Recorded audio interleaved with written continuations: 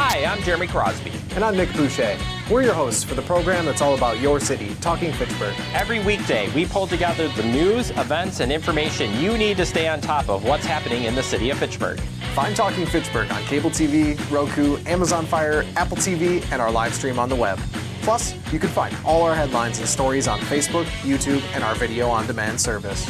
This is your city. Keep up with Talking Fitchburg and the issues affecting you and your neighbors. Want to know what's happening in your city? Get Notify Me messages from the City of Fitchburg. Visit fitchburgwi.gov on your computer or mobile device and select the big Notify Me button on the left. Enter your email and/or phone number, whichever is best for you to get notifications. Scroll down the list and select all the topics you're interested in to receive email or text messages about. You'll be notified every time one of your topics is updated. Sign up for Notify Me, one more way to keep up with your Fitchburg government.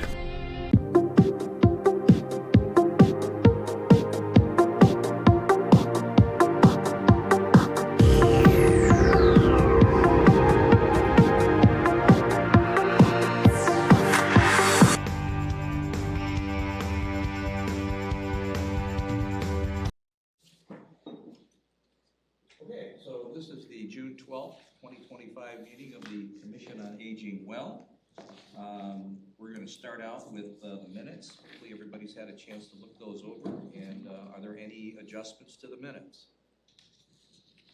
Do I hear a motion to approve?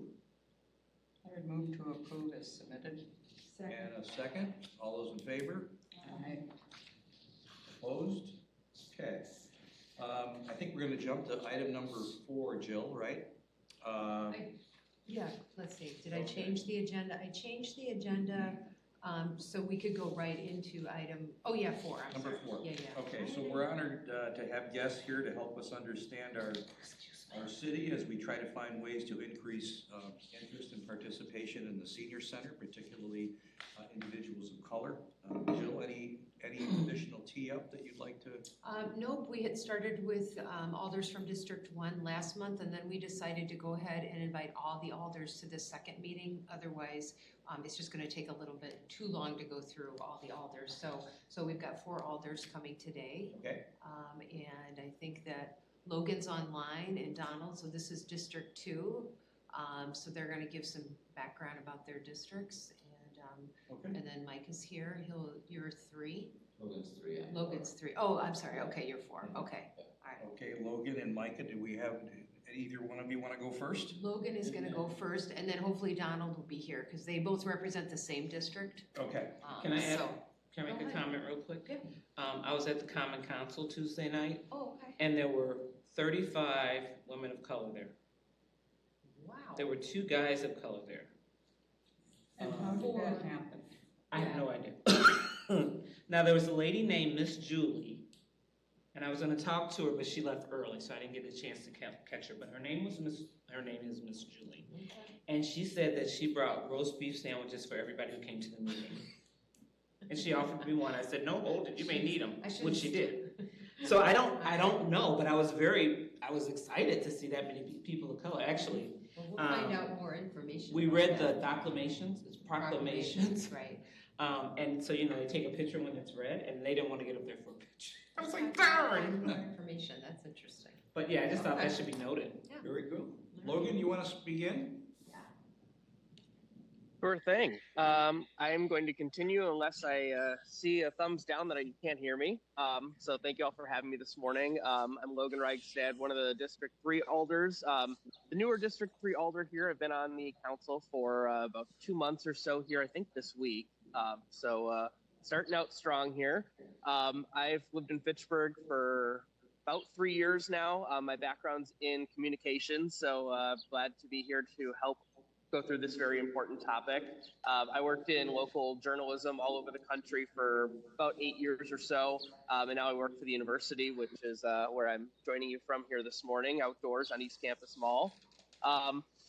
I can go through a little bit of District 3 demographics. I was watching back to see what Alder Maldonado had gone through, and unfortunately I don't have my computer with me to do some of the in-depth kind of GIS level data here, but maybe Jill can help with that at some point, or if Donald is there in person, he could help with that too.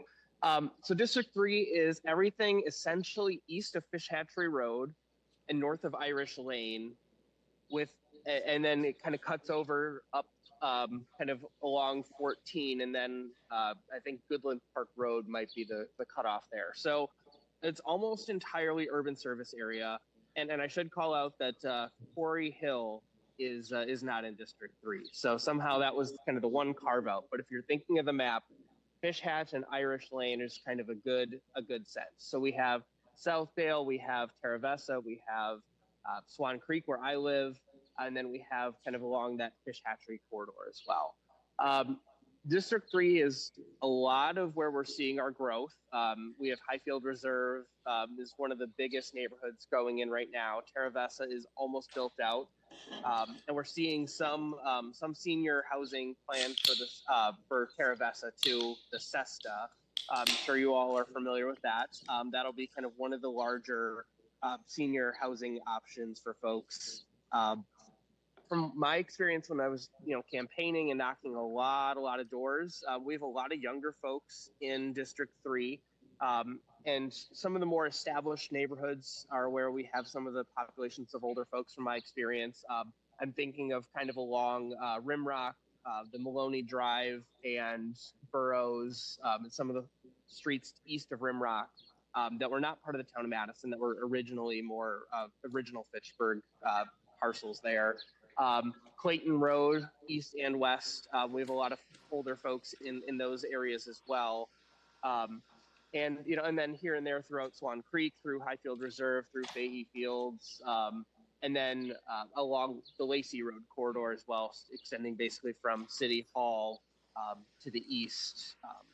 And then, of course, we have the Limerick, which is off of Lacey and Lacey. It's at the roundabout where Lacey turns from east up to north through Uptown there. So that kind of is a quick overview of the district. As I said, we have a lot of growth and a lot of new population moving into the area.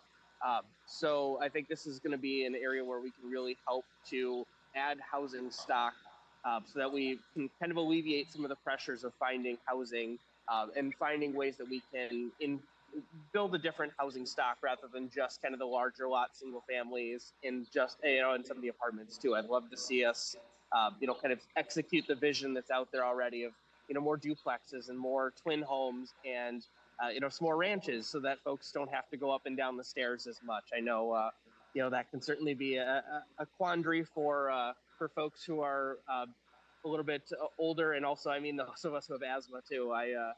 It was one of my criteria when I bought my condo was not having to go up and down the stairs anymore. I think one of the issues that, in addition to housing, that was really kind of prevalent for me is transportation. I think of our senior center, for example, how much programming happens at the senior center, at the library, and yet unless you happen to drive, you really can't get there except for the kind of right around the lunch hour.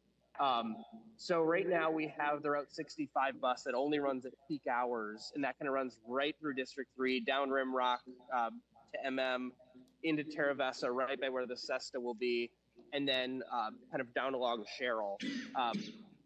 So there are a couple changes that we've looked at, and we're updating the transportation plan right now at the Transportation and Transit Commission, which we'll be discussing in about 10 hours, right where you're sitting. So a couple things that I've wanted to kind of point out with that I think are interesting. As we've looked at expanding to all-day service, once we do that, that will expand paratransit to folks within, I believe it's a 3/4 of a mile radius of the current all-day service. So once we get there, that will open up options for folks who have some different mobility challenges to utilize that paratransit service. So if you can get to a bus stop, you can, rely on that service as well, which I think would really help to provide that option. I know I live in a condo and I have several neighbors who will go to the senior center and, they rely on the bus, or I believe, I don't know which vendor or which company may provide it, but there's a smaller white bus that will pull into our parking lot and take folks to and from the senior center. So, and I know I've heard that for even when I was just on transportation and transit before I was elected to the alder position, the challenges of getting to the senior center for some of that programming outside of the lunch hour. One of the things that I've proposed as we've looked at expanding that Route 65 to all day is kind of rerouting it a little bit and sending it further south. Right now it goes on Lacey and then turns onto Sherrill and heads west past Quick Trip. I've proposed sending it south another little bit down to where Lacey and Blaney, the new roundabout there is, and then back up sighting that way, because that would help us have a stop right outside the Limerick, which is another there's the income restricted portion, and there's the kind of senior portion of that development. We're also having Uptown Hills workforce housing go in on the other side of Lacey. That would be on Haight Farm. And then we have a bunch of new apartments going in, technically in District 4, but on the south side there. So I've proposed that as part of the transit plan update to better serve some of the senior populations in the Limerick, to make sure that they have that all-day service once it is expanded, because otherwise you have to walk down, it'd probably be like half a mile or so. Another route that routing that we've talked about and I've pushed for is keeping kind of the City Hall loop, if you will. We've talked about taking Route 65 and bring it up to essentially McKee Farms Park and have all the 65, the 75, and the Route B kind of all get into that little, like a termination, almost like a mini junction or a mini transfer point, kind of right by where the Walgreens is, off of McKee and Treverton Pike and Brendan, that kind of circle. So as we've done that, one of the plans was to keep the 65 just on Sherrill and then turn right and go back up Fish Hatchery. But if one of the main reasons we want to extend this service is to better serve the senior center, having the stop on Sherrill where you then have to cross Sherrill and then walk up that very big hill and then go, up, that way through the senior center would not be as ideal as keeping the current stop kind of by the library. So that was something that I know we've discussed and I've pushed for, and I know others have as well, is to keep that current stop. And it would be a little bit more of a roundabout way, but it would keep you from, keep the folks going to the senior center on the bus from having to go up that big hill, especially I'm thinking of, with a walker or wheelchair or something in the winter up that big hill would certainly not be ideal. I've mentioned kind of the senior developments that I'm aware of in District 3.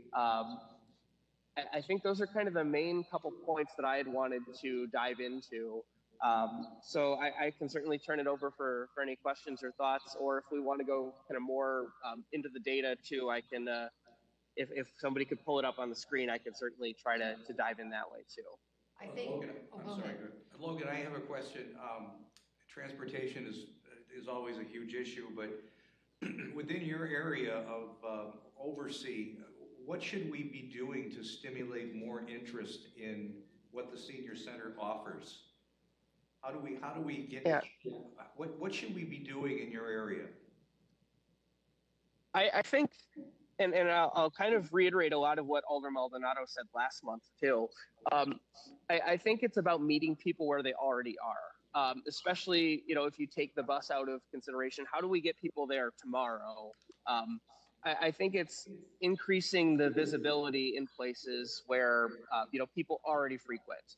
I'm thinking of if there are neighborhood association meetings, if there are bulletin boards in parks, if there are kind of the neighborhood leaders that we can kind of funnel these things through. I know that Alder Maldonado had mentioned that Dane County Joining Forces for Families has somebody in the Allied Duns Marsh neighborhood. We have the same in the Southdale neighborhood. And I don't want to put a ton of extra work on the folks who are on the ground doing all the important work that they're already doing. But I have been trying to start those relationships early on and say, if and as you're meeting with people already, here's this flyer, here are these pieces of information that we can already get to folks who are in these areas. I know at Southdale Park, for example, there's a bulletin board where there are events and QR codes where you can scan to learn more information. I think again, it's somewhere that people already are, and then they're going there for something else, but say, oh, I didn't know that the senior center was holding this event, or there's an opportunity to learn more about composting from the Resource Conservation Council or Commission, that type of thing. I also have a newsletter that I've started recently, so I'm happy to pass along things through that forum. I believe the city's trying to do the same. And one of the things I'd also like to look into doing too is we already have the kind of community bulletin board through FACTv. So I would love to see ways that we could kind of expand that and maybe get some TVs, put up in park shelters or what have you that are looping this information so we can just update it through FACTv and then it beams out live and it refreshes and says, hey, did you know about this event that's coming up? So we don't have to drive paper flyers to, all the park shelters around town. So that would be kind of what I would think would be some of the initial things. And I think the word of mouth is really important. I've heard so many good things about the programming from the senior center from one or two of my neighbors who are, pretty, I say frequent flyers, and I mean that with love. I hope there's no, negative connotation there. But, relying on that and then having folks kind of pass that word along and say, hey, do you think you'd be interested in this, or do you want to come with me and, kind of see what it's all about? And I'm happy to, however I can be, a vessel for passing that information along, or putting up flyers, things like that. I'm happy to take that on as well. Does that kind of answer your question? Yes, it does. I have a question. Congratulations on your spot, but you're new to your position, and I don't want to put you on the spot, but do you have any idea of demographics in terms of people of color within your district, between you and Alder Dantzler? Any information on that? Yeah, off the top of my head, I don't want to, pull numbers out of my tuchus here. But I do know that, we have the Southdale neighborhood, which has certainly a much higher population of folks of color, folks that, of a lower socioeconomic status. That's one of our healthy neighborhoods there as well. And we also have is it Novation? I'm drawing a blank on the name. There's a senior apartment complex in that area as well. It's certainly nowhere near as diverse as District 1, which you heard about last month. From my experience knocking doors, it was certainly, I would say, a majority white district from my experience knocking on all the doors that I did. I like I said, I don't want to get too into the numbers without having them in front of me to kind of go through it. And I don't know that I can pull them up on my phone here, but I think that it would be it's less diverse for sure than other districts in town. Although, even if you go, what you look at in Terra Vesta or Swan Creek versus Southdale, even within the districts, the numbers can look pretty different in the types of populations we're hoping to serve and reach. And therefore, then the outreach strategies may need to look different depending on where in the district you're talking about. Okay. And just a little follow-up on that. Are there any particular programs that you and Alder Dantzler do to work with people of color within your district at this point? So I mentioned Southdale here a little bit. We are working to try to get set up at least one kind of listening session in the park and kind of, hear from folks and reach out where they're already at, rather than make people come to us, try to go to them. I think that's kind of one of the focuses at the beginning is starting at that level and having those kind of more broad outreach sessions and seeing, for me, especially being a newer council member, seeing where some of the needs are and some of the disconnects are. I think it's kind of finding the areas that are typically underserved and less engaged and getting them engaged in the process to begin with. I think Alder Maldonado mentioned that last month, if I remember correctly as well, that, a lot of times the voices we're hearing from are kind of the more affluent, more well-connected, more long-term established residents. So how are we reaching folks who are, maybe more diverse with different needs, different communication strategies needed to reach them and, maybe different priorities, so that we're not focusing solely on kind of just the loudest voices in the room, if that makes sense. So that's something that I certainly would like to do more. I also, as a younger white male, I don't want to come in and with, a white savior complex and say that I can prescribe and say, I know exactly what to do. So I want to focus on, learning and being kind of a supporting player in this space, and letting the needs of the community kind of drive the direction from there. So hoping to kind of figure out kind of a general, where do we start, and then how do we build off of that from there. So if you have any suggestions or ideas, I would be all ears. Can I jump in real quick too? Thank you. Yeah, any more questions for Logan? Otherwise, we'll have Donald speak too. I was just gonna say, could I respond to Janice's question? Please, Yeah. please. Absolutely. As far as demographics, I mean, Logan did a great job of describing and breaking down the boundaries and then the demographics of the group. The only thing that I'll add more specifically to Janice's question is, one, Logan did mention the listening sessions that we are trying to have in Southdale, and that's really just to build community in that area because it's an area like it was one of our healthy neighborhoods, like Logan said, but we definitely want to make sure it's not lost. In translation, because one, it's sort of the area disconnected from the rest of the district, which creates that transportation issue that we've been talking about previously. So that's going to be important. I also do go to the Limerick like once a month. I actually met some cool people over there when I was knocking doors. So I kind of go over there. And what I've noticed is it's a woman, Melody. She's been really helpful in getting residents to like come down and ask questions. So like we did a separate listening session there when we were going for the referendum for individuals who couldn't make it to the other ones and ask questions there. That's been helpful. And then I think outreach has been helpful through other organizations as well, because now I bump into people when other things that we're involved in and like, oh, you live in Fitchburg, where about? Can I connect you to some resources that you may potentially need? And I think that's been a huge area. And the biggest opportunity or challenge with District 3 is there's a lot of new construction. It's the area of Fitchburg where we're building a lot. So there's a lot of new people coming in that may not have been engaged with the city yet. So it's a great opportunity to engage them. So I know Logan and Julia were knocking doors in the Irish Fields neighborhood earlier this week. We're probably going to get back out there this week on Friday. So just not to see folks to see us when we're campaigning, because we need to stop that and really engage individuals much more than when, we want to solicit votes, but actually go out and try to get people connected to the civic engagement process and understand, since they've, invested a significant amount of money in their neighborhoods that we're building, especially in District 3. The housing prices are through the roof, and that's another challenge, but we can talk about that in another meeting. But we definitely want to get to that, those new neighbors and engage those individuals in the city as well, and then trying to figure out how to engage communities of color as we meet people, and then making sure that when we do engage them, we have the proper resources for them. So for example, even in reaching out with Southdale, making sure we connect with people who are trusted in that community. So we have folks like Josh Jenkins, who's a real good resource, who's connected over in the Southdale neighborhood and has introduced a lot of folks. And then when we're messaging, making sure it's transcribed in Spanish or Hmong, so individuals can understand the materials and things that are there and effectively be able to use them. So again, just reiterating some of the stuff Logan said, but also adding that piece and making sure we're always going to folks and not expecting them to come to City Hall all of the time or come somewhere else, but getting them, meeting them there. And then if they need to utilize those resources I have a need for them, they understand like where they are, when they are, and also their methods of how to get there potentially.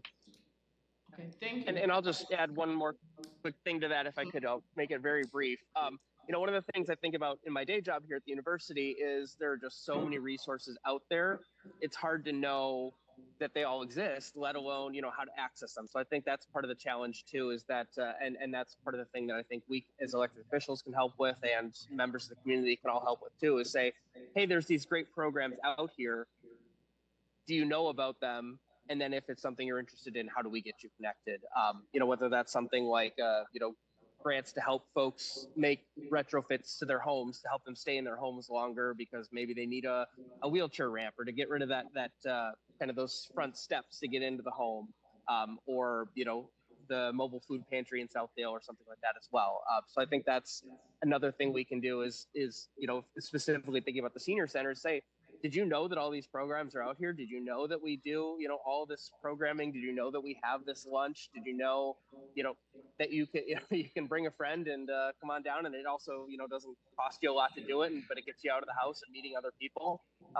So I think that awareness is a good part of it as well, that we as elected officials can certainly help with as well. And I was going to say, like, the last thing is the communication challenge isn't just with the senior center. And I don't mean to take shots at like the city either, but we have huge communication issues. And that was why one of the parts of the referendum was to add another person to that team and to hire a person to do specifically some of the things that we're talking about. And ironically, when we did these district listening sessions, people said, well, we didn't know that was a part of the listening session, or that was a part of the referendum, like these types of positions. So clearly there's a communication barrier and some asymmetric information being translated. So we definitely have to make sure that we are getting these things out there. So that's why you see more alders doing newsletters or talking to people or trying to walk neighborhoods just to get stuff out there, because while it's on the website, we can't always assume, one, people have a device to get to the internet, or if they do have a device, that they have the funds to actually provide, working internet, and then making sure that they know how to navigate the website to find the information they need to find. So we definitely have to get more methods of communication out there, because this is not something exclusive to just the challenge that you all have, but an overall challenge that we need to get better at, especially as we're growing expeditiously. Thank you. Any more questions? Ask him if they know that lady that I mentioned. Do either of you guys know of a woman called by the name of Miss Julie? She came to the Common Council. Say more about Miss Julie. She yeah, you can know a couple. She came to the Common Council meetings Tuesday night, and she was behind, or she said that she was the one she gave sandwiches to everybody who came on the left side of the room, that group. You know her, Donald? Yeah, I know her. Okay. So we can connect about that. Okay, good. Because I did introduce myself at the beginning, but I wanted to connect with her at the end, and they didn't stay. So, thank you. Yeah. I thought the same thing. I had wanted to connect as well. So I did want to mention. Go ahead. I'm sorry. Go ahead. Quickly, that in your district, we do have the Senior Innovation Commons right on the outskirts of Southdale Park. So don't forget about that affordable senior apartment. Yeah. So we've got both of those. I think it's about 80 units. And they're disconnected as well. We've got a couple people that come over, but so just trying to increase the outreach there too. Yeah. Yep. Thank you. Yep. Okay. I was just going to say that group that was there on Tuesday, a lot of them were from the organization Freedom Inc. Yeah. So their executive director was there. She was kind of the bigger woman in the front with the braids, younger. She's their executive director, and then I believe their associate director was the Southeast Asian individual that was kind of seated to your left, like right across from you. But yeah, I met them a couple times through different organizations, but if you'd like to be connected with them, we can make that happen. And I actually can tell now, Freedom Inc., Jewel Adams also, if you call it referendum, they were there during that time. Okay. So I know Jewel very well. So Yeah, I didn't know them, but I was glad to see them. They come to Fitchburg Council meetings when it's something. Well, what was the agenda item that they proclamation of Juneteenth? And what was okay? Yeah. Okay, wonderful. Nah, they were there. They said they were there just to learn, just listening to processes and things that we were doing. Yeah. So there wasn't any specific agenda item that they were interested in. They were just coming to listen, and they've been frequenting the council meetings in the Dane County area just to see like what's going on and to get a gist of things. Got it. They Okay. they get really involved. Oh yeah. Yep. Yeah. Okay. Any more questions? Any more questions for Logan or Donald? No, not from my perspective. Thank you, Yeah, guys. thank you both very much. Thank you very much. Very informative. Yeah. absolutely. And you guys, Thanks for having me. And if you want to stop by. say that one more time. I said I'm home on Friday if you want to stop by. I live in Irishfield. Okay. I actually have tomorrow off, so maybe we'll talk offline if you want to send me an email. I'm gonna come over to the thing tomorrow too. On the patio party. Awesome. Oh, cool. Okay. Yeah. All right. Yeah. And I'm hoping to as well if my other meeting at 11 wraps up in time. So I might be able to get there as well. But I didn't want to promise and then not deliver. So No problem. All right. wonderful. Thank you again. Micah? Hello. Hello. Right on schedule. Hi, Mike. Yeah, we are on time. We're 1 minute early. But I know, right? So wait, I am Michael Odyssey. I, like Logan, have been an alder for 2 months. So yeah, I'm new to the position as well. Yeah, so thank you for having me. I am in District 4. So this is the biggest district land-wise. So if you think of, basically if you go, so on the west side of Fish Hatchery, I am everything south of Lacey, but then also including Seminole Glen, Seminole Forest area, as well as all the kind of business park area as well. So Sub-Zero area, going over towards Nesbitt and Target and all of that. Quarry Hill is mine. That's just like the little pocket that was added as part of redistricting. And then on this side of Fish Hatchery, it's everything south of Lacey. So I'm all the farmland south of Lacey. I'm Greenfield neighborhood, Wildwood South, Oak Meadow.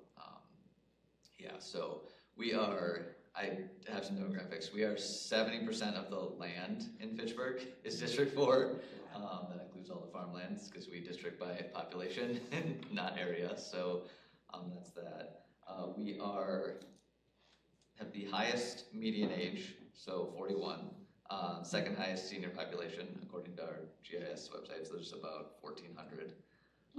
And we are the least diverse district in Fitchburg, so we are about 80% white. So core, like residential districts, in terms of seniors, so we have there's the senior housing over by Target. And then other than that, like specific areas, we are mostly single family homes in the district. We do have some condo associations. There's some over off Seminole Highway, kind of close to PD. There's those condo areas over there. That's my district. And then there's a few condos over in Oak Meadow off of Targhee. That's not exclusively seniors, but when I was out knocking doors there were a number of retirees there. Yeah, so that's kind of just an overview of District 4. Like I said, I've been here 2 months, so I'm not gonna come in and tell you I know everything about my district and how to reach every senior in my district. So like, I would much rather, have a conversation with all of you, see what's worked for you in the past, what hasn't worked, answer, if you assume you have kind of similar questions that you asked Logan, and I'm happy to answer those, but that's kind of an overview of my district, and if you wanna know more about me, I'm happy to tell you. How long have you lived here? We moved here in 2018. Okay. Prior to that, we were in the Green Tree neighborhood in Madison, which is just south of I-10s, so we were very close to Fitchburg. So we were there for almost 10 years, and then I've been in Dane County since 2000. I came here for school, so almost 25 years now. Jeez. Do you have a sense of the farmland itself? Does that tend to have older people on the farmland running it or owning it, I guess, or younger people? I'm just trying to get a sense of. Yes, yes, it is. Yeah, a lot of these farms are farms that have been in their families for generations. And that is so we have, contacts within the farm community, the ag community that, we can converse with regularly, but some of those people are very hard to reach from a communication standpoint. We actually have areas out there that don't even have access to broadband still. Wow. And so that can be a challenge. It just, I spoke with people in that community just running about how we can communicate about everything in the district. So that can be a challenge. You can't just kind of blast things out on social media or whatever and expect that people are going to see it. Especially if they don't have that problem. Yep. Did it seem like there was any interest for some of the seniors in getting out more? Did they feel like they were able to? I mean, not that you went in asking specifically about us, but in general, did they seem like they were able to access things that they needed, or they felt like the city wasn't there, or did they need that come across? That's a really good question. And I can kind of add that to my list of questions. I am in the process of kind of trying to make some inroads and like reach out to the ag community. I've gotten some contacts within it that I think, because everyone knows each other in that community. I mean, they've all been doing this for decades. So I can add that as I'm like kind of having these meetings and setting up these calls with kind of like the leaders in that community. I'm just curious because I know when we even talk about transportation, we're not going to make it out there, you know. Right. But it would be nice to know. It would be interesting to hear, you know, if they have a need that maybe we can do something once a month or something for people who are further out who can't get here, or, I mean, with no broadband.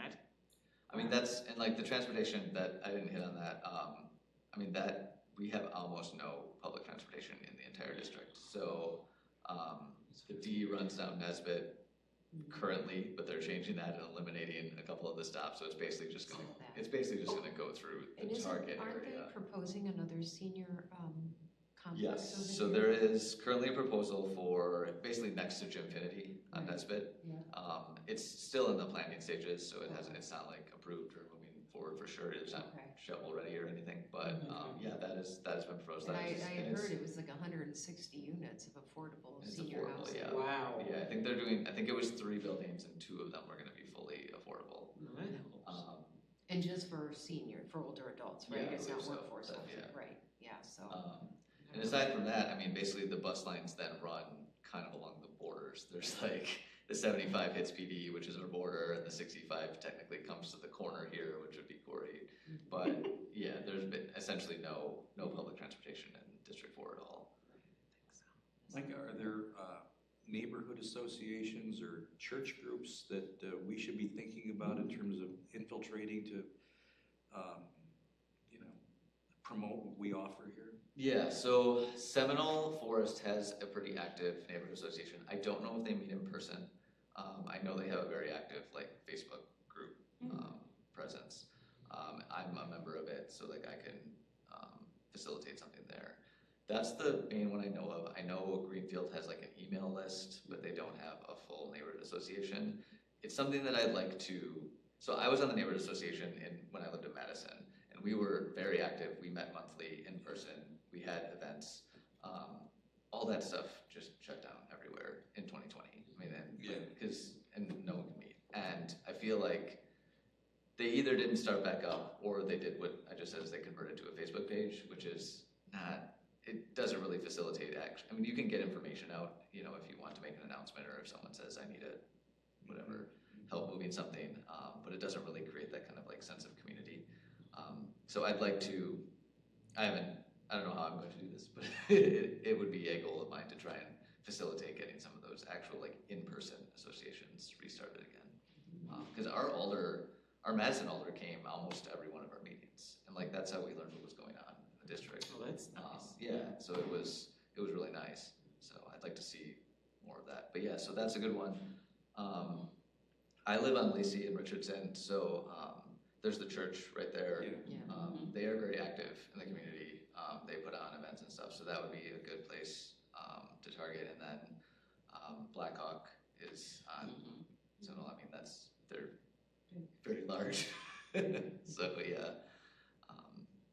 Any sense what a voter turnout was in the last election for your district? It's usually extremely high. Yeah.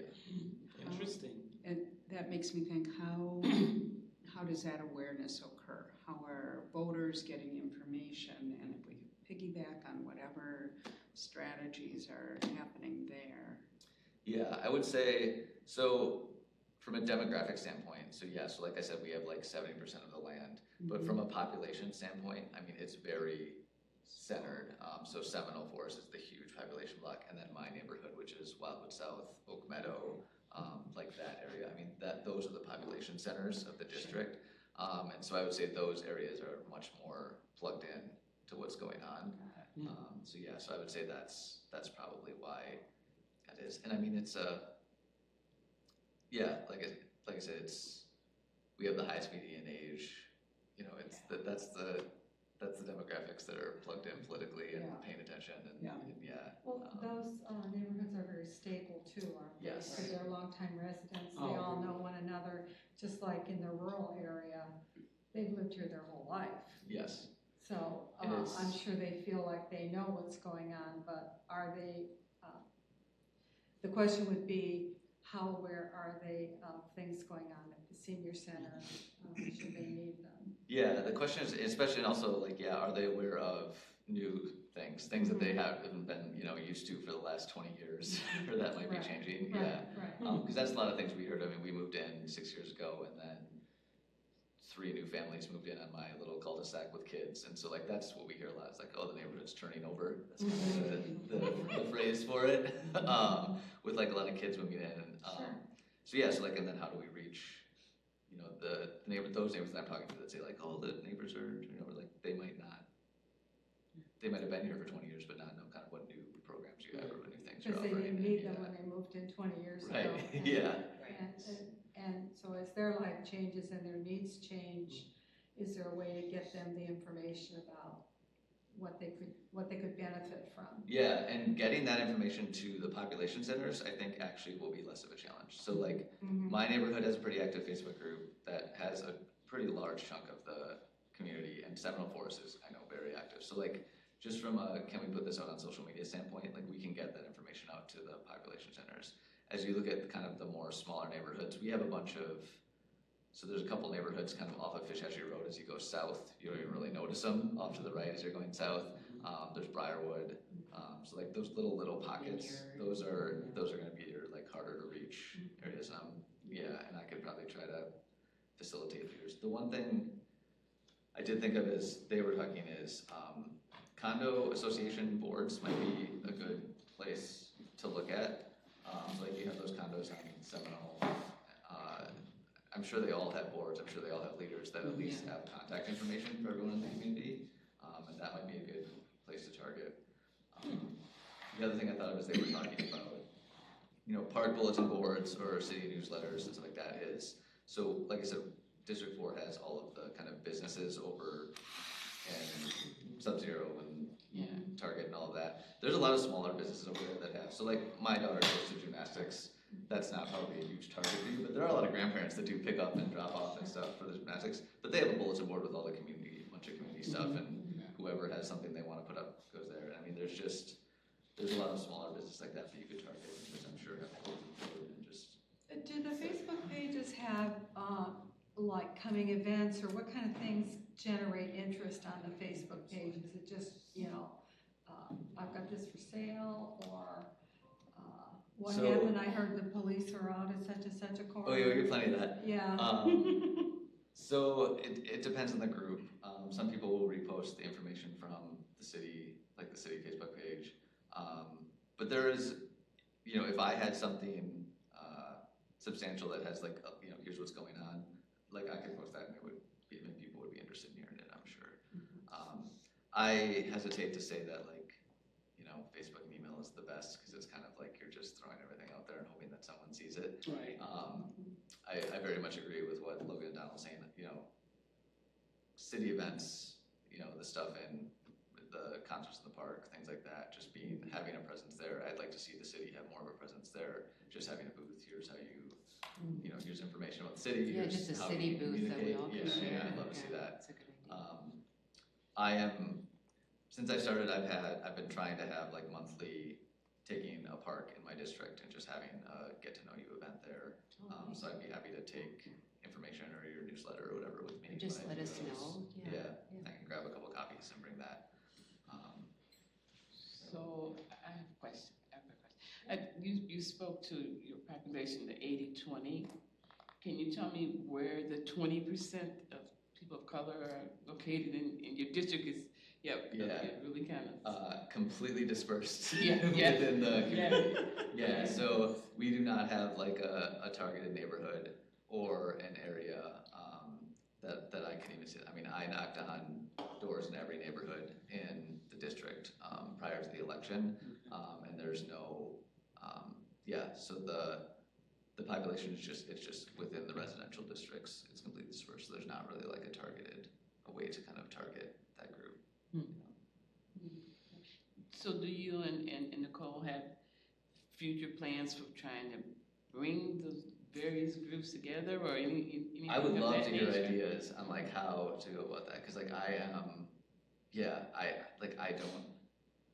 don't know how, how to do that, so like I would love to hear thoughts on like Okay. what some good ideas would be for doing that, kind of bring that together, cause yeah, it really is, it's not, like in District 3, we're saying where you can take like a neighborhood, and say we can target this neighborhood, and we know, we can find leaders in that area that might, know the other residents and how we can, and talk to them, it's not how our district is laid out, so yeah, I'd love to have future conversations about that, like, Okay. if you have thoughts.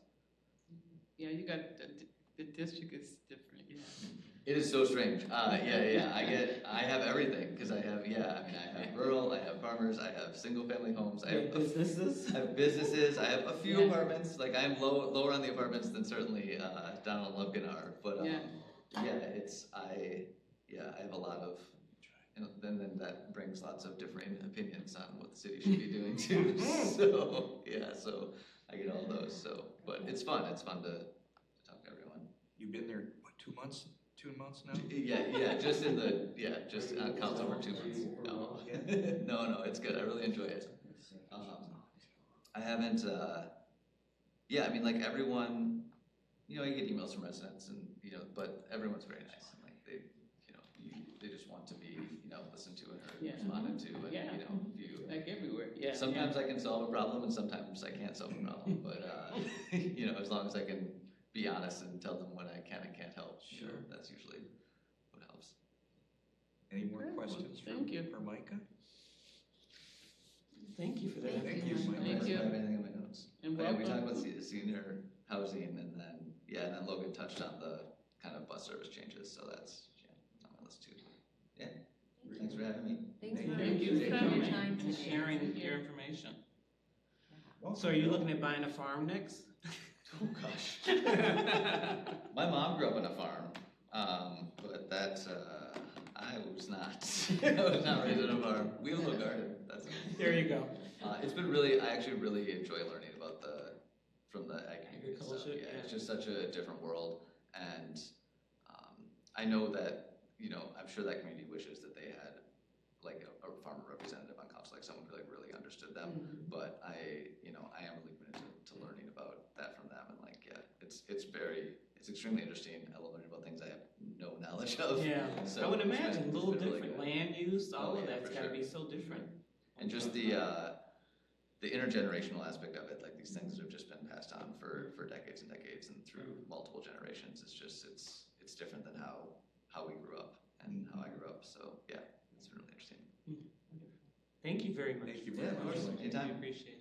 All right. I've always wondered how the farms fit into Fitchburg. Like, do they feel like they're part of Fitchburg, or do they feel like they're out there on their own? And because we do have quite a few of them, but they're considered, I didn't understand that at first when I moved here. Fitchburg Farm was Fitchburg. Right. That's Yeah. You mean all of it was? Farm. My house sits on an old barn. Yeah, Foundation of an old barn. Serious? My house sits on the Keith Farm. Oh, yeah, right. So that's Fitchburg. Oh, that was a farm. I mean, that really was a farm, the Key Farm. Okay. And It was pretty farm. when I was canvassing, because I'm the southern districts, and I was knocking on doors, the older the people got that answered the door, the more likely they were to say, like, when we moved in here, it was all farm fields. And so it was just, no matter where you are, at some point it was all farm fields. Yeah. And there's some weird ones tucked in over here. There's a little plot that he's farming. I bet you it's a quarter of a block, maybe an eighth of a block, right off of right off of Lacey Road, I think. But I'll drive down, it's like, okay, there's a little plot of farmland in the middle of all the buildings.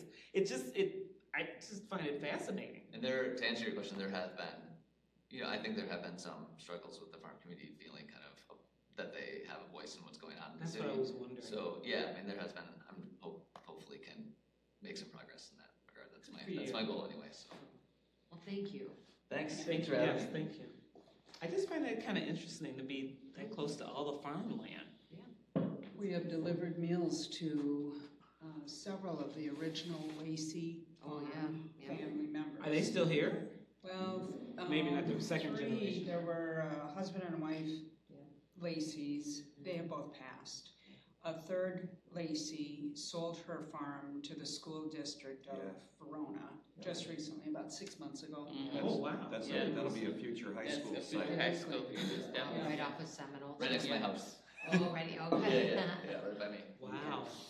Yeah. That's kind of cool though, just to hear the history and. Okay, I'm gonna. Bill, welcome. Take it away, Bill. Thank you, Bill. You have the floor. All right, I have thank the you, floor. Bill. Yeah. My goodness, so It's all yours. I've enlisted Jill to be my minion, so Yeah, she's gonna be working the slides Got for a me. PowerPoint up here. Yeah. Just go ahead and advance. So, just a bit about myself. Not quite, I like that. Not quite, yeah. So, but I'm getting there. I can tell I'm getting older. My beard is white now. Been in Fitchburg for close to 30 years now, and today is my 32nd wedding anniversary. Happy anniversary. Thank you. Happy anniversary, bro. Thanks. Yeah, I've got 3 kids, all grown. 2 of them live at home because you may have noticed housing is incredibly unaffordable these days. I've started my 2nd term on city council here this past April, so I've been on since April of 23. My day job is in IT consulting, so I do a lot of, I work with a lot of data, so that's kind of my geek. I was a physics and math double major in college, and so anytime there's numbers involved, I like to dive in and see what I can find. I'm so glad there are people like you. Right? Well, the mayor is an accountant, so she's not a stranger to numbers either. Micah is on the finance committee with me, and I get this strong impression that he's got a pretty strong financial background as well. So the primary reasons that I ran for council, mainly climate change, energy efficiency, land use planning. My platform is healthy neighbors, healthy city, healthy planet. And I like to say there's a silver bullet that knocks off all 3 of those, and it is walkable communities. If we don't need to be building 140 miles of roads to get us from A to B to C to E, we can build walkable places where you can step out your front door and within a 5-minute walk, you can get to the coffee shop, the grocery store, etc. So that would be my, I'm trying to nudge the city towards a more kind of sustainable kind of building built environment.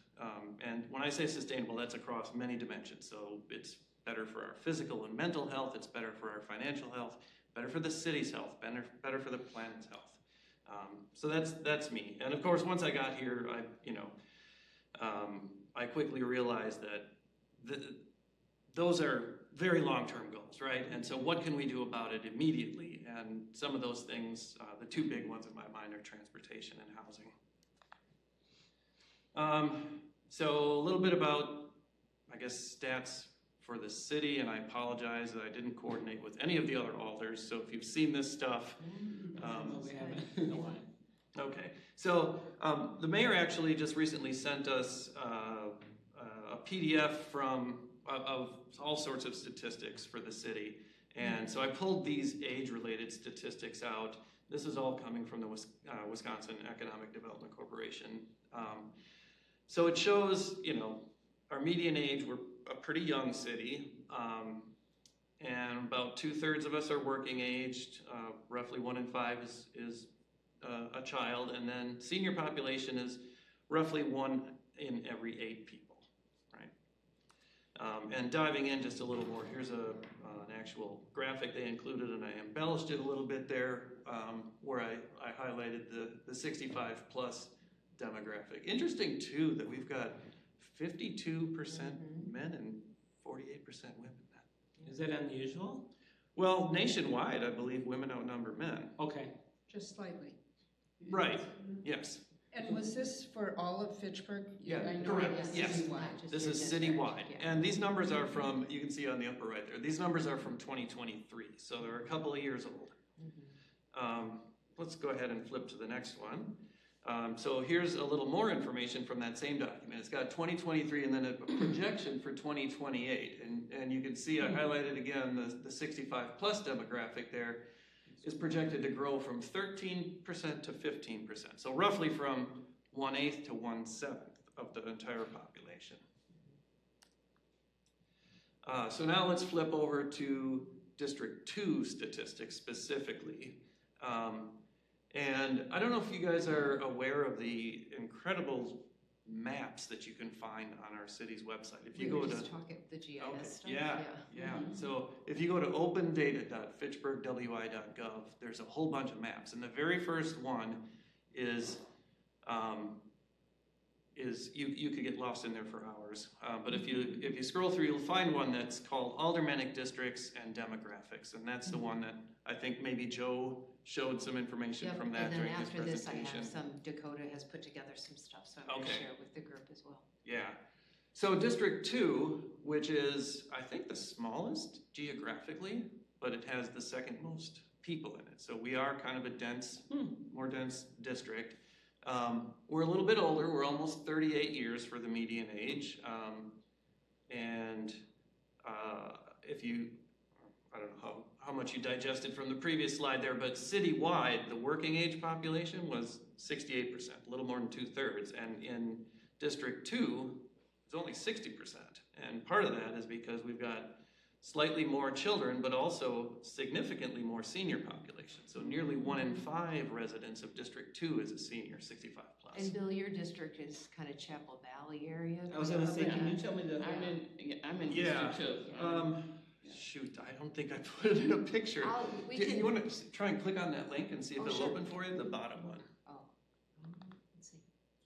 And then, you're probably, I think you're sharing the application rather than, Okay. And I'll show it. It's Chapel Valley. It's Chapel Valley, I live in Chapel Valley. Yeah. So I'm just So on the south, it's Lacey Road. Yeah. And then on the east, it's Fish Hatchery. On the west, it's roughly Osmondson. Yeah. And then, okay. And then as you get up, and it's that rectangle up to PD, basically. And then once you get north of PD, we kind of follow just on the west side of Fish Hatchery Road. Yeah. Okay. And then we also took on part of the city, or the town of Madison, way up by the Beltline. That's a little extra piece up there. Kind of Greenway Cross-ish up there. Exactly. Yeah. Yeah. Okay, so a few pieces of information from that Aldermanic Districts and Demographics map. We've got just shy of 8,600 people, which is the second most populous district. There's a diversity index that tells you, how many different ethnic backgrounds do we have, and so ours are. I'm not sure what the number actually means, but it's the second highest, meaning. We've got a lot of, in North Fish Hatchery Road in particular, we've got a lot of Hispanics. And then we've got a fair number of Black and Asian. There's detailed statistics. I highly encourage you to go investigate that map. And you can just, it shows you each of the districts. You can click on each one and then scroll through all of the stats. It's pretty nice. Again, working age population, this is the lowest district in the city and highest senior population in the city. We also have the most expensive housing. So it's the housing index. So, and I did look up the housing index, it's at 59. And if you go to Wikipedia, it'll tell you that the housing index tells you that if it's at exactly 100, that means that somebody making median income is able to afford a mortgage on a median home with 20% down. So that's what that means. So a 59 means, you're really only able to afford something that's like 59% of the median home. Okay. And that's also with 20% down. And I don't know if you've heard the latest numbers that just recently came out, but we crossed the $500,000 barrier for the median single-family home in the city. This is crazy. It is. So a 20% down means $100,000, right. Which why you have 2 kids living in your house with you, right? And $100,000 is, a lot of people paid less than that for their homes not too long ago. There's also information on income and net worth. And so I put these stats in there. So District 2 is the second wealthiest, I called it. So the median the median household income in District 2 is just shy of $80,000, and the median net worth is $180,000. And I was wondering about that $180,000 because we haven't, I don't know what the actual breakdown is within the district between single-family homes and multifamily and apartment, renters versus owners essentially. But when the median single-family home is $500,000, presumably people have quite a bit of equity in that, considering the recent inflation over the last 4 years or something. Housing has just gone crazy. So that tells me that we've got an awful lot of renters. Yeah, makes sense. So senior housing in District 2, this is kind of interesting. Love it. So you'll notice along North Fish Hatchery Road there, all of that is within a pretty short walk of the B. So if you wanted to get, and we're also, like there's senior homes near enough to the Cahill Main Shopping Center there, Pick and Save and Great Dane and all that. So there's a lot of good stuff within walking distance if you live there. And then the bus line does run up and down Fish Hatchery Road.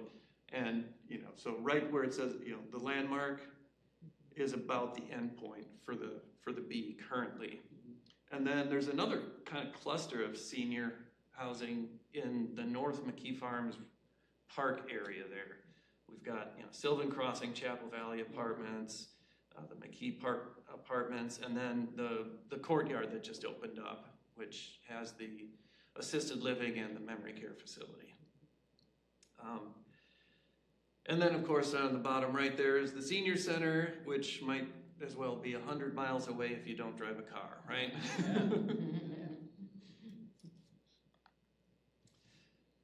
So I guess a couple of things that I'm looking forward to is, the North Fish Hatchery Road is under construction, and it is going to be completed at some point. I think they're talking about it, maybe a September opening for that. So that'll be great for, like 10% of the city lives in that North Fish Hatchery Road area, and they have never had a park. Wow. I mean, they can go to Leopold, but that's a Madison park, right? There has never been a Fitchburg park for them, other than the golf course, which isn't really a park, right? You gotta pay to play, and you can't really do much there without fear of getting hit by a golf ball. And then I imagine Logan probably talked extensively about the expansion of transit. So if you want to jump back one slide, just hit there you go. So the box that I circled at the top of McKee Farms Park there, all of that senior housing is going to be within a half-mile walk of the Triverton Pike kind of transfer point where the 75 and the 65 and the B are all going to meet. That's a walk though for seniors. It is a walk, yeah. I hear what you're saying, but I'm thinking, I don't know if I could do that every day. Definitely not in the winter. Oh, no. Yeah, well. But it's better than it was. It is better than it was. And it's half a mile, but you could also look at it as 10 to 15 minutes walk. And that may or may not scare you depending on your, just your physical condition. But at any rate, if you could make it there, then you'd be able to jump on the 65 and head down to the campus. And then, of course, importantly, as I'm sure Logan mentioned as well, is that paratransit would be opened up along both the new 65 and 75. So even if you can't make the walk to that bus stop, you could use paratransit. So flip forward again. So then one other thing that I wanted to talk about is cycling without age. Anybody familiar with cycling without age? Okay. No. I guess a little more background for me. I'm also on the board Bike Fitchburg. And so a new initiative we're trying to do is get a Cycling Without Age chapter in Fitchburg. And what that is it's an e-bike that's actually a tricycle. So there's a person in back called the pilot, and then there's, like I said, it's a tricycle. There's two wheels in the front, and then there's a bench seat in the front that can hold two people. And you can put a cover up over it in case it's too sunny or too rainy. And you can cover up with a blanket if it's chilly. But you can put two people in there and you can ride around. Loneliness is an epidemic among seniors. One of my kids used to work for Fitchburg Family Pharmacy, and he would do deliveries of medications. And he would come home almost every day talking about some senior citizen that he delivered meds to that just wanted to talk his ear off. And so I personally think it would be incredible if we could get one or two of these. They call them trishaws. It's like a rickshaw tricycle, right? And I think it would be incredible if we had a couple of these things. And Fitchburg Family Pharmacy does their deliveries. Well, they could make a special route, right? You could stop by somebody's place, pick them up, and they could go with you on your deliveries. And in terms of the meals that you deliver, you've got your 5 routes. You could make another route specifically designed so that you could have a person or two in that trishaw, or maybe one person plus the meals, right? And drive around on your little hour-long delivery route. Well, here's 3 drivers, so see what they think. Yeah, I'm good. And if you're interested in learning a little more about that, this Saturday at 4 to 6 p.m., if you just go up Lacey Road to Memorial UCC Church, that's the goofy triangle spaceship-looking church. There's an event there, Pedalpalooza, which is my wife and I are organizing, and it's a celebration of all things bike. So there'll be a bike rodeo there. If you're a kid or an adult who wants to learn how to ride, you can take some steps there. We'll have a couple of e-bikes to show off. If you wanted to take a test ride, you could do that. We will have a trishaw there that's available to give people rides. These things are pretty expensive, but we're trying to help raise money for that. And so if you want to see what it's all about, you can show up. At the end, can I talk to you about that in more detail? Sure. And so I guess bicycling is something that I am very involved with. I like to say that my main car is my bike. My second car is my cargo bike, so I can go to the grocery store. My third bike is the Metro Transit system, and my fourth car is actually a car for when I gotta go visit my parents or my in-laws. So that's all I've prepared for today, so whatever questions you have, let me know. What's the best way in your district to stimulate interest in what we have to offer here? I think citywide, the Fitchburg Star is the way. I'm just talking about your right. district. But I think that's the case for every district, though, too. Is that the Fitchburg Star probably puts your events in front of the most eyeballs. We have concerts at McKee. We have, the district listening sessions that the mayor has just started. I've been meaning to have listening sessions with Alder Gerhard, and it just hasn't happened. I guess in terms of anything specific, I'm talking about neighborhood associations, service organizations, church groups, places that we may want to make personal contact and to talk about what we offer here. There are neighborhood associations. The city's website has a list of them, but it is woefully out of date, and I don't think anybody has the time or inclination to try and update that. There are various Facebook groups, neighborhood-wide, neighborhood-specific Facebook groups that you could try and make inroads with. I'm absolutely certain that any you could approach any church and say, hey, can we grab 15 minutes at your Sunday service to talk about the senior center? Service groups, this next Thursday, a week from today, is Strawberry Fest at the Farmers Market, and the Lions Club sponsors, they'll be serving the ice cream and the strawberries. Sean Paff, former mayor, is usually there, so you could grab him while he's doing that. You could probably have a conversation about getting in front of the Lions Club. I guess that's about all that comes to mind off the top of my head. It's interesting, you are the only alder that has referenced the star. And for better or for worse, I think you touch on a challenge, I think, for our truly, what I would describe as a more elderly population that may have technology challenges. Sure. Would that population, I don't know if we have any sense of readership of something in print.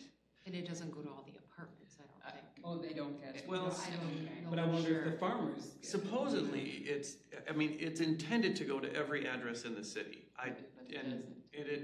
So there have been problems with that, and it has, as far as I was aware, it was primarily like our H&I priority neighborhoods that were not getting the newspaper. Over the Verona area, over into the District 1, they don't get it.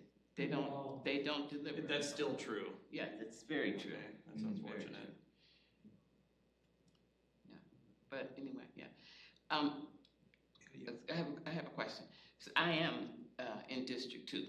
So can you tell me what kind of things are happening with you and Alder Gerhardt in terms of reaching out to residents? Because I don't receive anything. I don't know anything about what's going on in District 2, only because I know because I'm involved in on committees and stuff here. But can you share with me some of the things that you guys are doing, because it is a very diverse district and very affluent, and majority of it's very affluent, and some of it's not. But help me understand what you guys do to reach out to residents there. I know Alder Gerhardt has a newsletter, so if you don't subscribe to that, I would suggest you do that. You can, I forget her website, but if you just Google for Gabriella Gerhardt, City of Fitchburg, I think she sends out a newsletter every... Hey, Bill, because she just sent one out, so I'll just forward it to Jill real quick so she can send it to everybody, and then you can sign up from there. Okay. So that's one person. That's, yeah. To your point, and through no fault of alders, right? Or anybody else, but how to develop that network to get that information out. It's a problem. It is. Yeah, because I'm going to say, I've been a resident of Fitchburg for 28 years, right there in District 2. I've never received anything from an alder. The mayor... I get things from the mayor. I get things from this listening session that's coming up. But from my alder, no, and I'm okay because I find it out otherwise. But what about other people that don't know that? Right. Well, I live in District 2 as well, and the only thing I've ever gotten is campaign material. Yeah. So one thing that the city is trying to do is get a communications director, which, so in my mind, when you become an alder, you would inherit a distribution list, whether that's email or some kind of an online forum, as well as, I don't know, we get paid $5,000 a year. So if I wanted to send a postcard to everybody in my district, I could probably do that twice. It's difficult. And But do alders have a page on the city website? Why couldn't they each have that? we have, so very recently, the city set up a page, but it's basically just a bio. There is no blog page for us to add to on this. If we wanted to do that, we would have to create our own website or use some online blog service. And that would be an excellent idea. So I think there's a couple of problems. One is a lot of people are just living their life. They couldn't care less about city government, and they shouldn't have to, right? Two, we don't have an easy path when people get on council to reach everyone in their district. So the combination of those two just means that, especially for people who are not real strong communicators, it's a big burden. Well, it just shows that there's a problem because. It is a problem, yes, 100%. And I don't know how to solve it. I mean, I can't say that I've ever felt a need to have information because I've sought it out on my own. But for that passive citizen who might have a need and not be aware that the city could provide something and not seek it on their own, that's what we're trying to figure out, is how best to reach those people in a way that is comprehensive and reaches everyone and lets them know that the city does have some really excellent services to provide, and that's what we're looking for help on. So every month I do attend the North, I guess it's the Leopold area neighborhood resource team meeting. They're, joining forces for families is part of that, but there's just, that general area, which is kind of north and south of Post Road.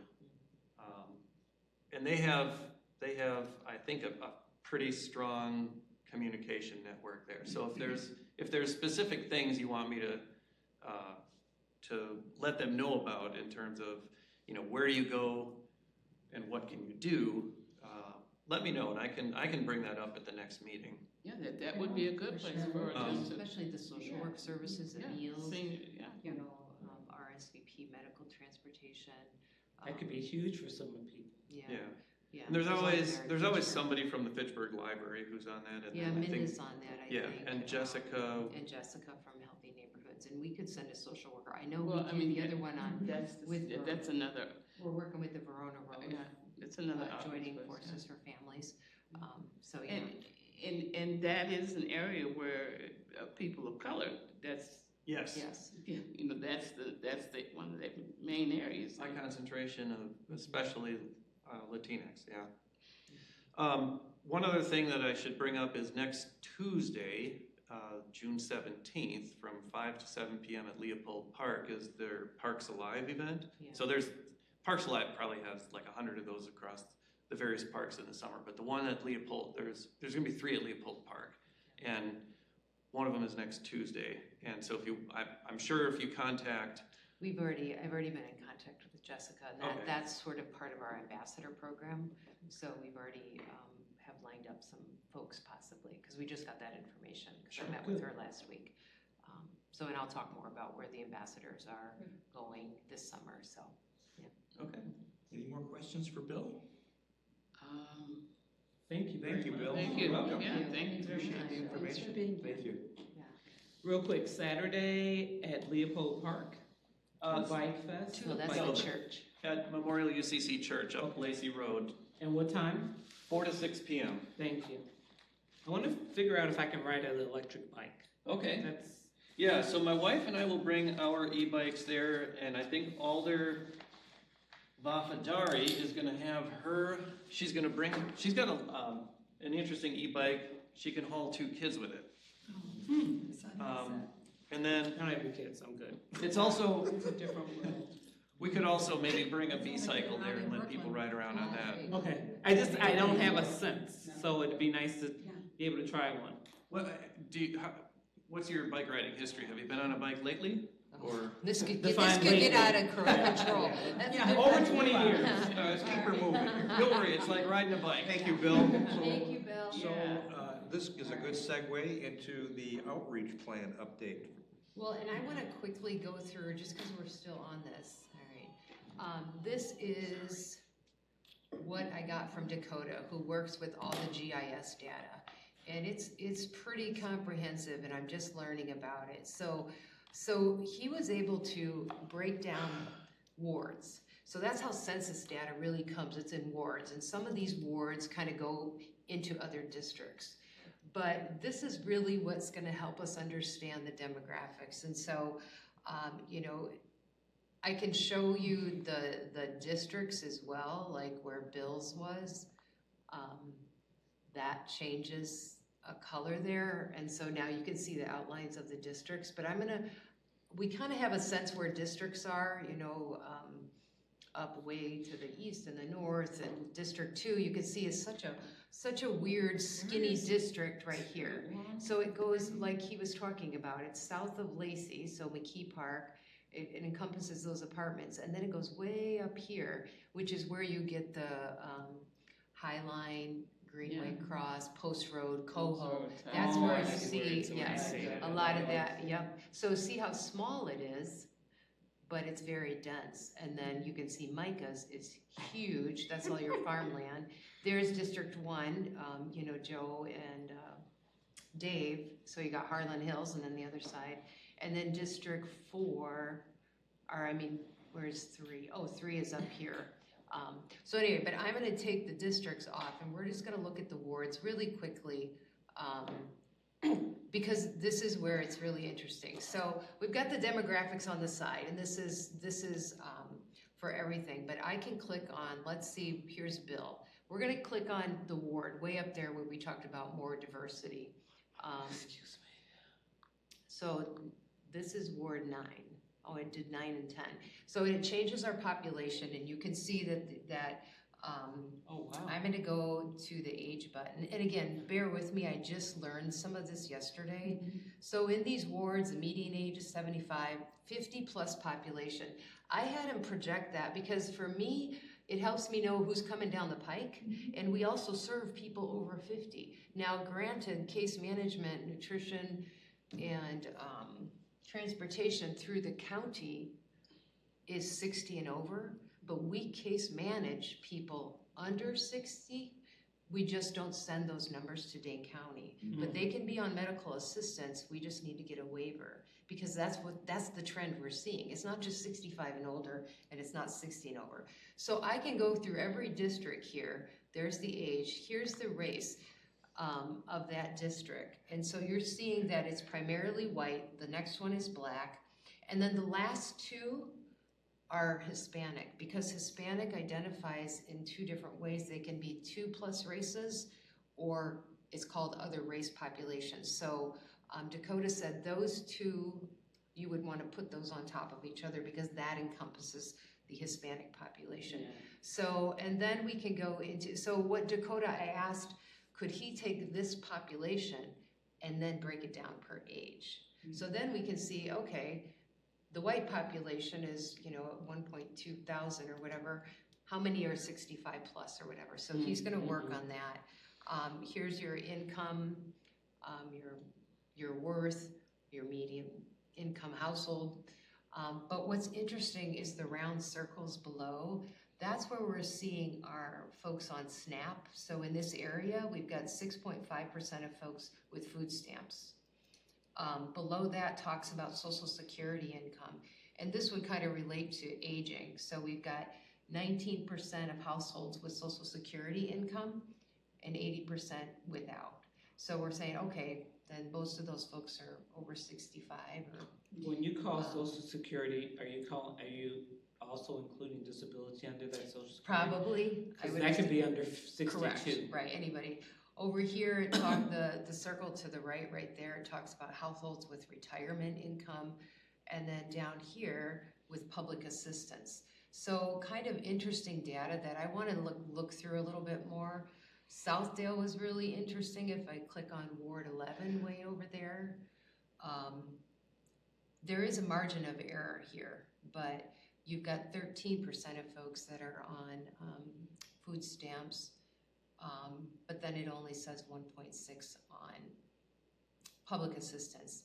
So here's the race in Southdale. It's talking more majority white again. Black is a little bit lower. But anyway, so Once I dive deep into these, if I go over, say, I think this is Allied Drive area, look at the Hispanic population, just skyrockets over there.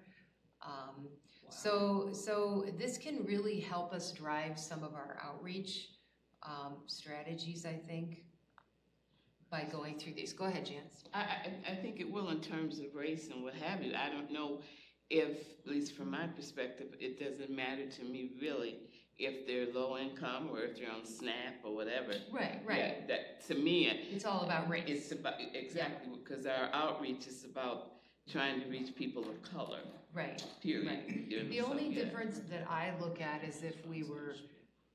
I can see it being good for you and social for service, workers, exactly, because right. But we're not involved in that for this outreach kind of thing. Well, but it is sharing all the information that we offer. It's programs and social services. So so we might weigh heavily on an area that we think, okay, they're a little bit higher on public assistance, so we want to make sure they understand. We can also connect them with more services if need be. If we're going to Harlan Hills, you know, that might not be a piece of it. So it's good to just kind of know what the socioeconomic breakdown is to me in those demographics. Yes, I think I don't completely disagree with you, but I think for our purposes, I guess I don't want to hope that we don't get off sidewise in terms of what we're focusing on, because we know that in Harlan Hills that there aren't people of color. No, right. So we really, I guess I appreciate this, but I think it's important for us to focus on the demographics in terms of what our outreach goal really is. That's what I'm saying. Yep. Okay. Well, but this is where we're going to find that information. So I'm showing you what he's given me so far, but what I would want to get feedback from all of you is this going to be enough? If we can take that race and break that down per age, because again, we can get all the numbers for race and people of color, but we don't know what that breakdown is on this map right here in terms of ages. Yeah, ages and race is good to know, yeah. Any other comments about data? Because he's Dakota's, and I want to publicly thank Dakota for putting this together and working on this, because it is pretty fascinating, and as Bill was saying, it is, this particular information isn't accessible to the public because he designed this for us, but anybody can go and look at, like Bill said, their districts and get sort of a snapshot too, so.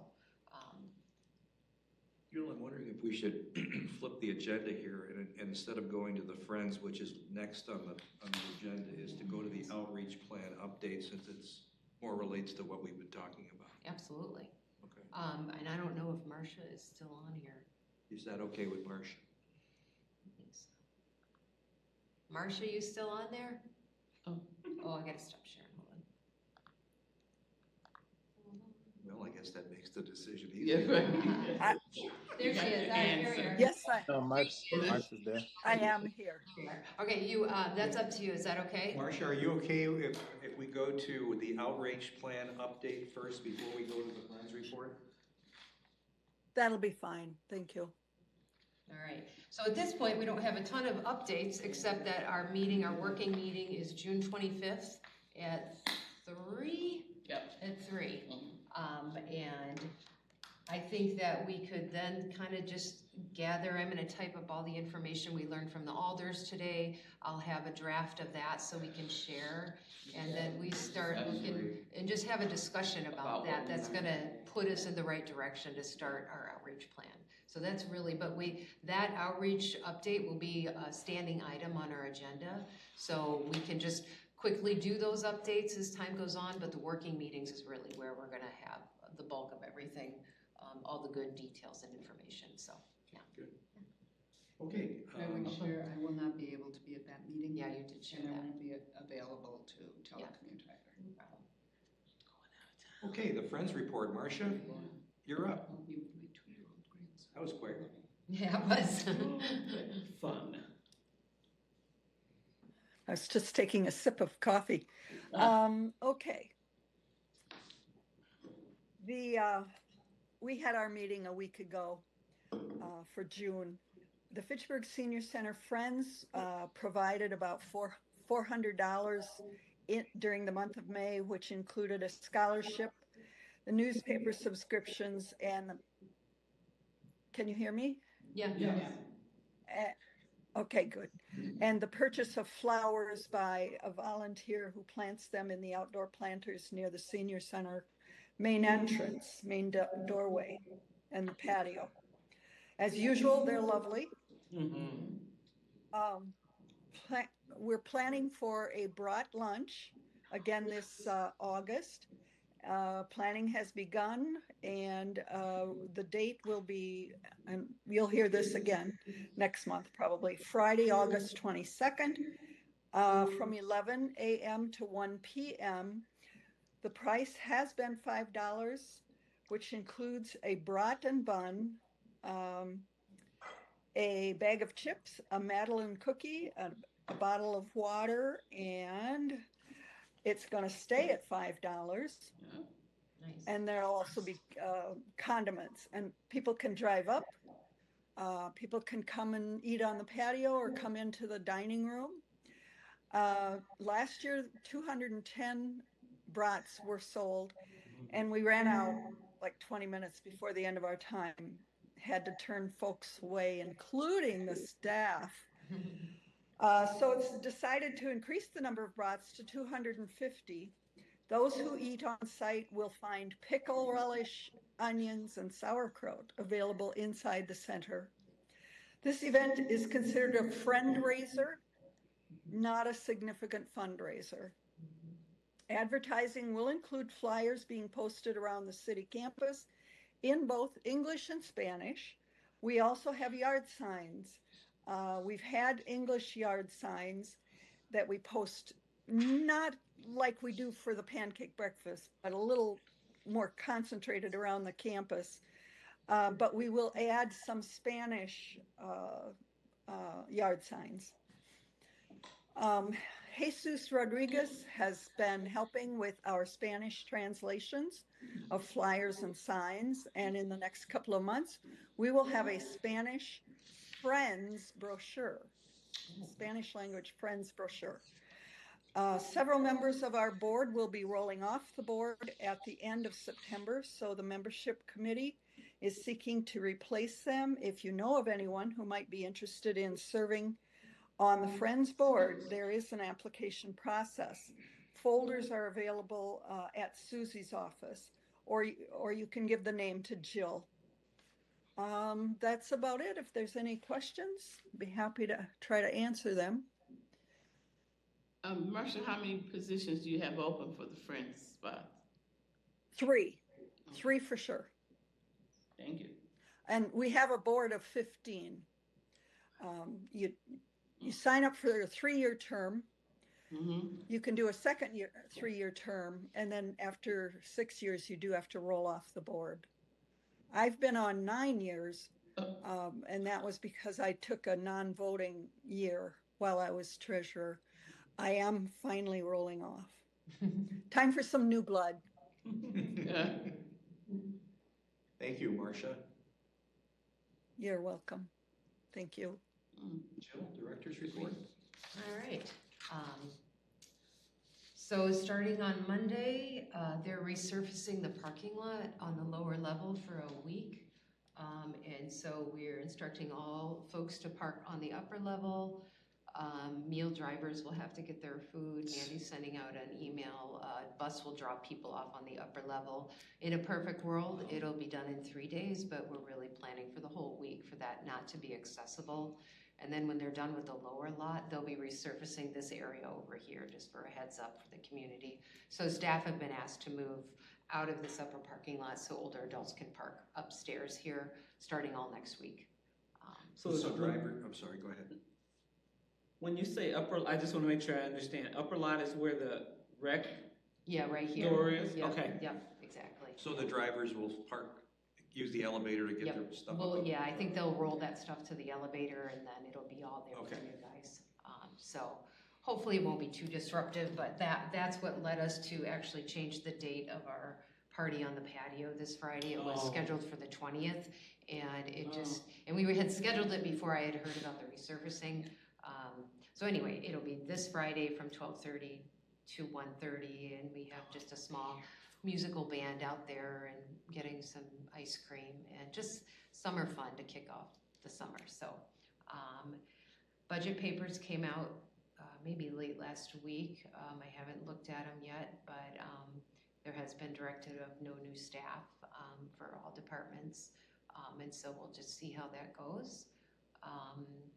We are hoping to get a UW social work intern this fall. We've done that in the past many times, and we've taken a break for a while.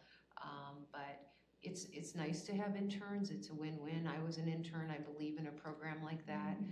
So we had an interview of a young gal this week, and looking at interviewing another. So it would be for the fall and spring semester. Watch for July newsletter. It'll come out in color. Dave has officially transferred or has worked with LPI, so they went out, they did a lot of recruitment of business sponsors to pay for the newsletter, so it'll look a little bit different. It'll probably have more sponsors in there, but the whole thing will be in color, which is exciting. We've always wanted color, we just couldn't afford it, but with this program, the sponsorships will be covering it, so there'll be no cost to us. So the only difference working with LPI is our information has to be in the first week of the month.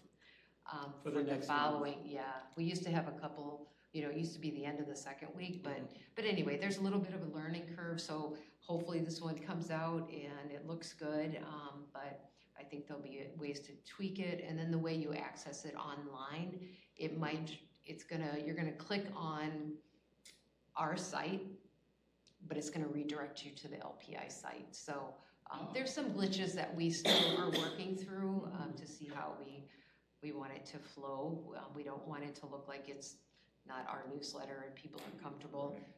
So anyway, so feedback will be welcome as we roll this first one out. But you want to make sure your branding is consistent. Correct, exactly, it's that trade-off of it's going to look more sponsory, but really it's the only way we could afford the color. And I think the color will help. I think it will help attract, highlight more articles.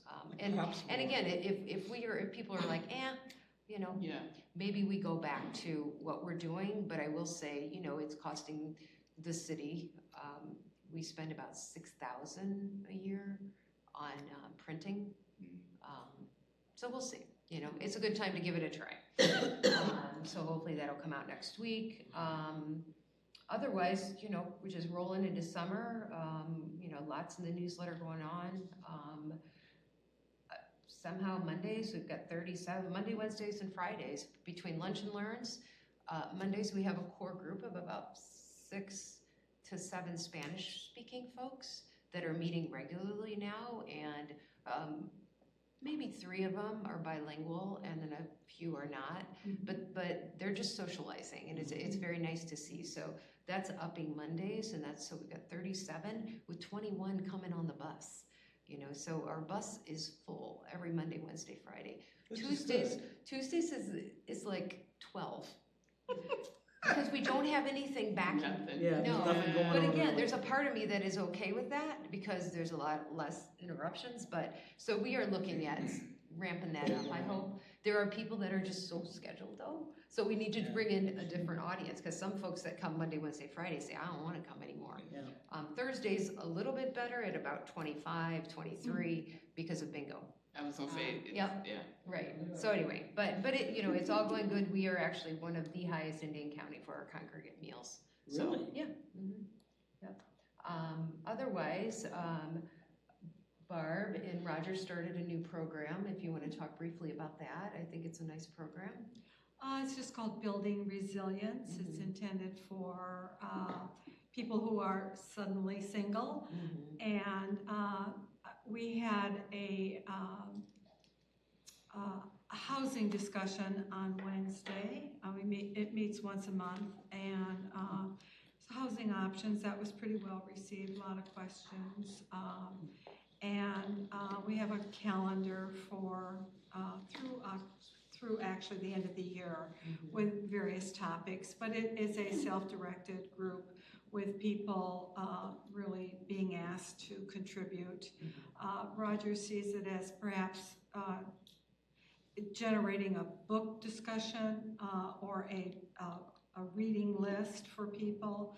It's a way of getting resources, answering questions, and it's not really a support group, but much more of a information sharing, and I guess indirectly support. Yeah. So yeah. That's good. And Janice, you got some good lunch and learns coming up? Yeah, I do. Next Wednesday, we have Young's Greenhouse coming, gardening and planting. And then the following, July 2nd, I have 2 local Black authors that will be coming, to an older gentleman, Dr. Carl Grant and Dr. Richard Harris. Carl Grant is one of the oldest Black professors at the at the university, and Dr. Harris is one of the siblings of one of the first Black families here in Madison. So it'll be real interesting. I thought it would be extremely educational and inspirational to see 2 older adults that have been successful in what they're doing. So that's for July. I mean, that's first part of July, and the second part is a kidney doctor will be here to talk about the truths and the myths of kidney disease. And then August, we have the first part is the mayor will be coming talking about 2025 and updates. And then the second part will be lunching with the alders. So yeah, so that takes you through August. So crazy. I'll save the rest for the next meeting for September and on. But yeah, so some good stuff coming up. I think it's good that you've got the alders coming in on a regular basis so they know exactly what's going on here. Yeah. And this one will just come in and dine with the older adults, and they may learn something. Right. They're going to learn something from the older adults, versus, so that will be interesting to sit down and eat and talk and what have you. Yeah. So.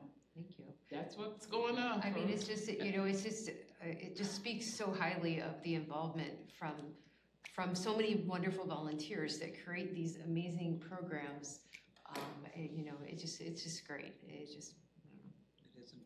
It's very impressive, and the engagement and the work we're going to do ahead, I think, is only going to make us better. Yeah. Any other questions for Jill? Oh, other than the intern. Oh, sure.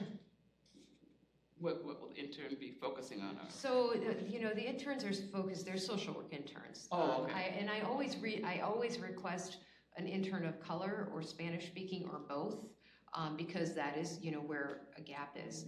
It's seldom they have interns of color in all these years. I've always asked. Is this from UW or Edgewood? UW. The one we interviewed is a master's. But anyway, they really just shadow the social workers, learn about community social work, learn about older adults.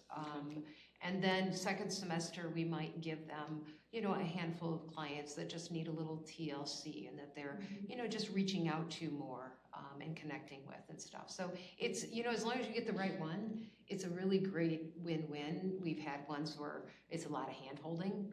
So that's why we interview and be a little more selective now, because we want it to be a win-win.